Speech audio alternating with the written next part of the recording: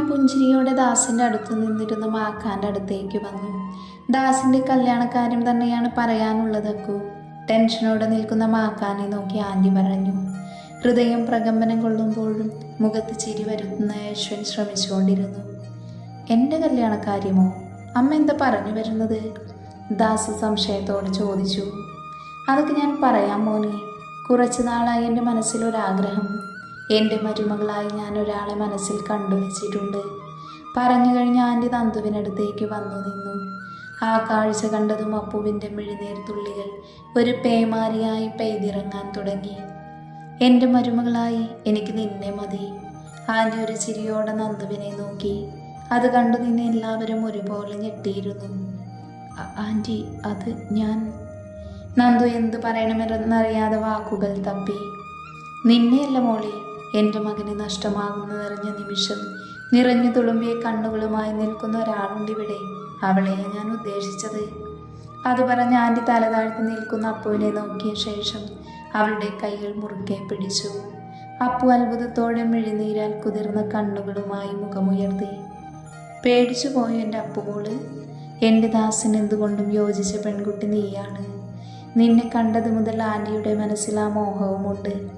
ഇപ്പം അതിനുള്ള യഥാർത്ഥ സമയമാണെന്ന് തോന്നി. മോൾക്കിഷ്ടമല്ലേ ദാസിനെ? നടന്നതൊന്നും വിശ്വസിക്കാൻ പറ്റിയ മാനസികാവസ്ഥയിലല്ലായിരുന്നു അപ്പു. അവൾ എന്തു മറുപടി നൽകണമെന്നറിയാതെ മാക്കാനെ നോക്കി. അവൻ സമ്മതമെന്ന രീതിയിൽ പുഞ്ചിരിയോടെ കണ്ണുകൾ അടച്ച് കാണിച്ചു. അത് കണ്ടതും അപ്പു ഒരു ചിരിയോടെ തലയാട്ടി. ആൻറ്റി സന്തോഷത്തോടെ അവളുടെ കവളിൽ മുത്തം നൽകി. ദാസ് സന്തോഷത്തോടെ അമ്മയെ കെട്ടിപ്പിടിച്ചു. അത് കണ്ടു നിന്ന് എല്ലാവരിലും ഒരുപോലെ സന്തോഷമുളവാക്കി. അക്കുമോനെ, ബാക്കിയുള്ള കാര്യങ്ങൾ നമുക്ക് ഇവരുടെ എക്സാം കഴിഞ്ഞ് തീരുമാനിക്കാം. 2 ദിവസം കഴിഞ്ഞ മോളുടെ പിറന്നാളല്ലേ, അന്ന് പറയാമെന്നാണ് കരുതിയിരുന്നത്. പക്ഷേ ഇന്ന് എൻ്റെ കുട്ടിയുടെ കണ്ണ് നിറയുന്നത് കണ്ടപ്പോൾ സഹിച്ചില്ല. ഇനി ബാക്കി കാര്യങ്ങൾ വെക്കേഷൻ നാട്ടിലെത്തിയിട്ട് തീരുമാനിക്കാം. അതുപോലെ. അത് കേട്ടതും മാക്കാൻ പുഞ്ചിരിയോടെ തലയാട്ടി. അതെ, നിന്നെയും ഞാൻ പൂട്ടാൻ പോകുക. സാമനും ഞാനും അതിനായി കുറച്ച് പ്ലാനുകൾ ചെയ്തിട്ടുണ്ട്. ഇനി ഇങ്ങനെ യാത്രകളെന്ന് പറഞ്ഞ് കറങ്ങി നടക്കാൻ സമ്മതിക്കില്ല. ആൻറ്റി ഒരു ചിരിയോടെ പറഞ്ഞു.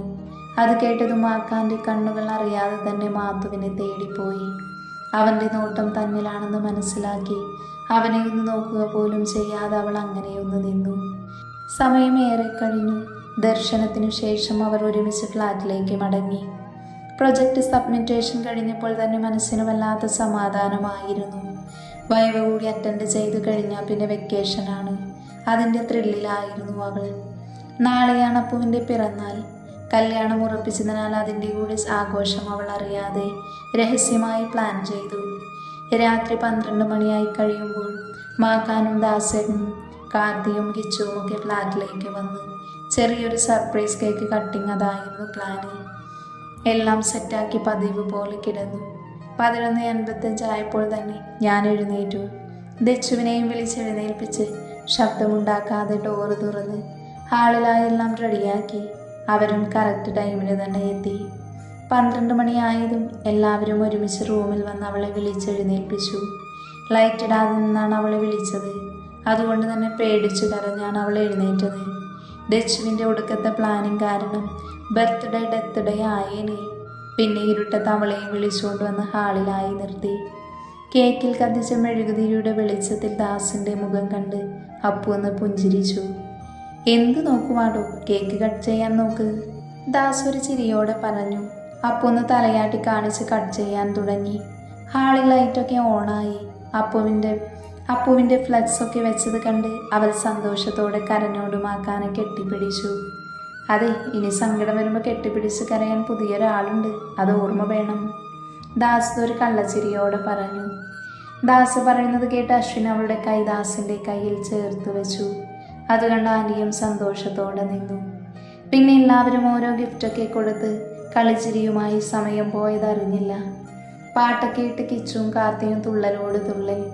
മാക്കാനും നൈസായിട്ട് കളിക്കുന്നുണ്ട്. ആ സമയം ആൻറ്റി ഫ്ലാറ്റിലേക്ക് തിരിച്ചു പോയിരുന്നു. അപ്പുവിനെ കുറച്ചു നേരമായി കാണാത്തത് കൊണ്ട് ഞാനും ദച്ചുവും പതിയെ ബാൽക്കണി ലക്ഷ്യമാക്കി നടന്നു. പോകാനൊരുങ്ങിയപ്പോൾ തന്നെ മാക്കാനും കാർത്തിയും കൂടി കിച്ചു തുള്ളിക്കിതച്ച് കിടപ്പായിരുന്നു. ഞങ്ങൾ ഒരുമിച്ച് റൂമിലേക്ക് കയറി. ബാൽക്കണിയിൽ രണ്ടുപേരും ആദ്യ ചുംബനത്തിൻ്റെ ആലസ്യത്തിലാണെന്ന് കണ്ടതും കണ്ണും തള്ളി നിന്നുപോയി ഞങ്ങളെല്ലാവരും. മാക്കാനിൻ്റെ കയ്യിൽ പിടിച്ച് വാതിൻ്റെ ഒരു സൈഡിലേക്ക് വലിച്ചു. കാർത്തി ദച്ചുവിനെ മറു സൈഡിലേക്ക് വലിച്ചു.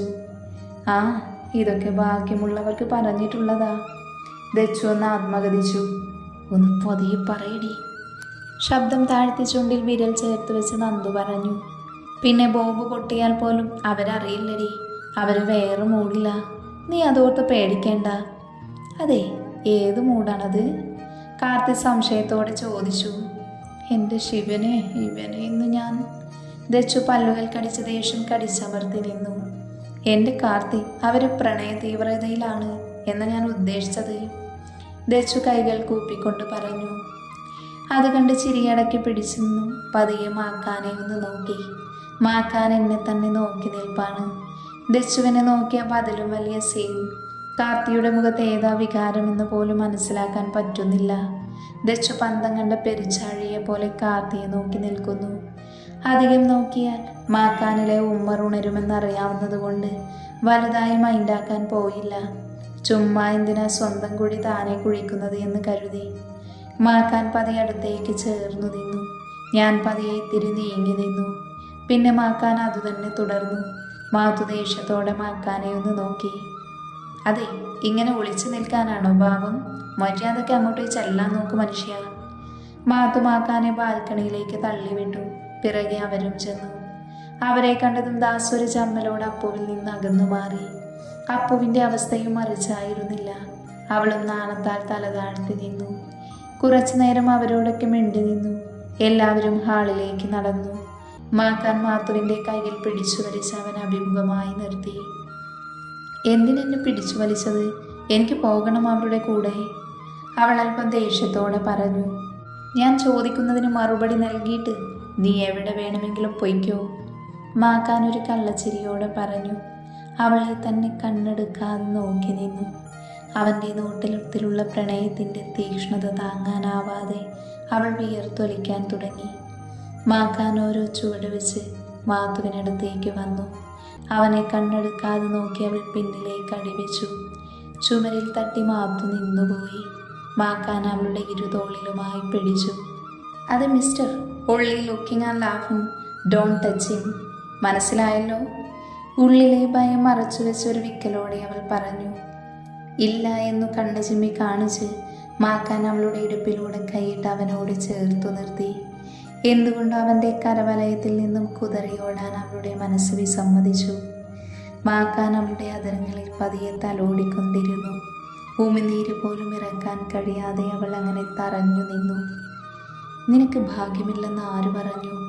അവനൊരു ചിരിയോടെ ചോദിച്ചു. അവളൊന്നും മനസ്സിലാവാത്ത ഭാവത്തിൽ അവനെ നോക്കി നിന്നു. പിന്നെ ദച്ചു അങ്ങനെ പറഞ്ഞപ്പോൾ നീ എന്തിനാ തലയാട്ടി സമ്മതിച്ചു കൊടുത്തത്? അവൻ അവളുടെ അതരങ്ങളെ പതിയെ തഴുകിക്കൊണ്ട് ചോദിച്ചു. അത് ഞാൻ അങ്ങനെയൊന്നും. വാക്കുകൾ തപ്പിത്തടഞ്ഞ് അവൾ എന്തൊക്കെയോ പറയാനാഞ്ഞു.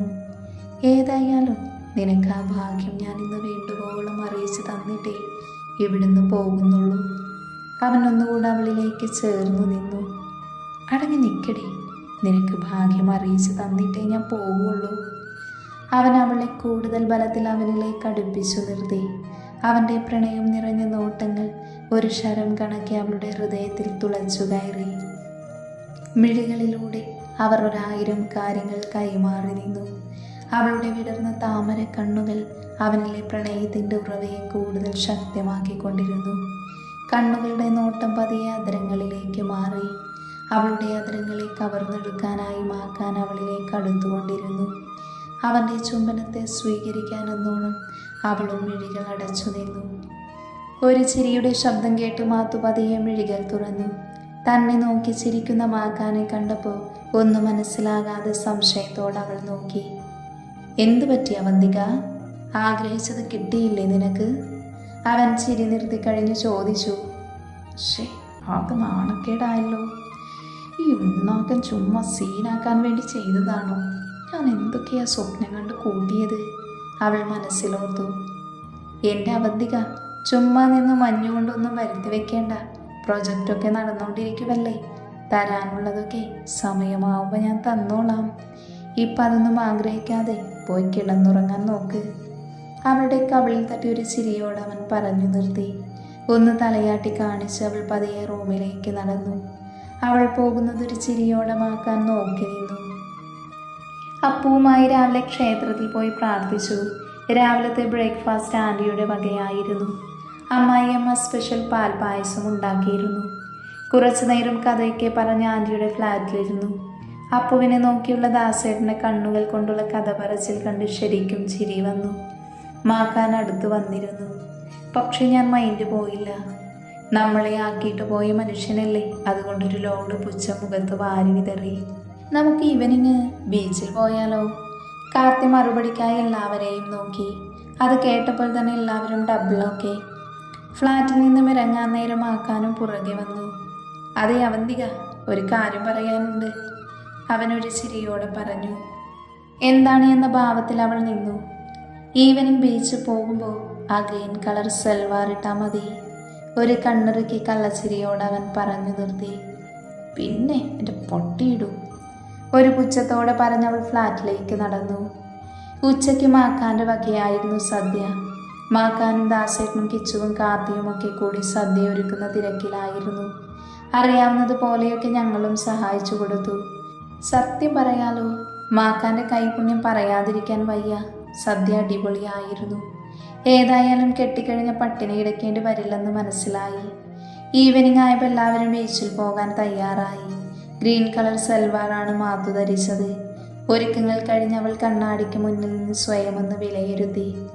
മാക്കാനോട് ഈ ഡ്രസ്സ് ഇടില്ലെന്ന് പറഞ്ഞിട്ടും അത് തന്നെ ഇടണമെന്ന് അതിയായ ആഗ്രഹമായിരുന്നു മനസ്സിൽ. റെഡിയായി കഴിഞ്ഞ് പാർക്കിംഗ് ഏരിയയിലേക്ക് പോയി.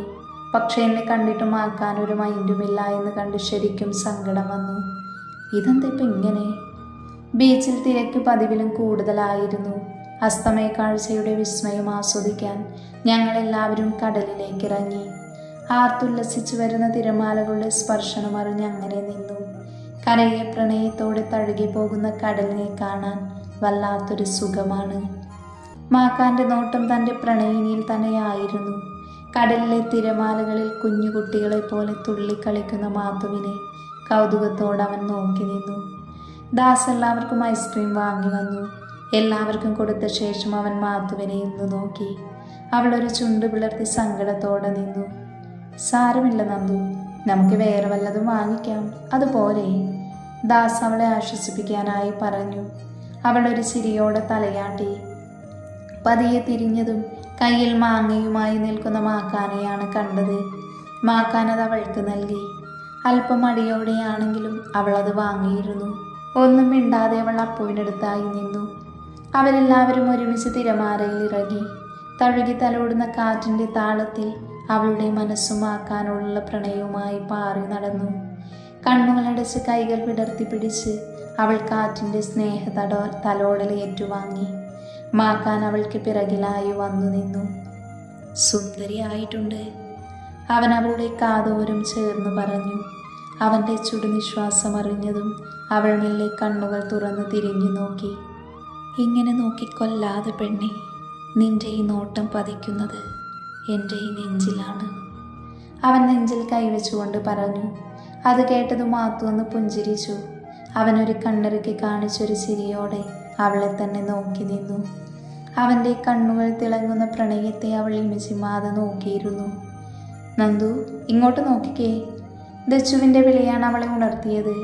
അവൾ ദൃഷ്ടി മറ്റൊരിടത്തേക്ക് മാറ്റി. അവൻ്റെ നോട്ടത്തിൽ നിന്നും അകന്നു മാറി ദച്ചുവിനടുത്തായി വന്നിരുന്നു.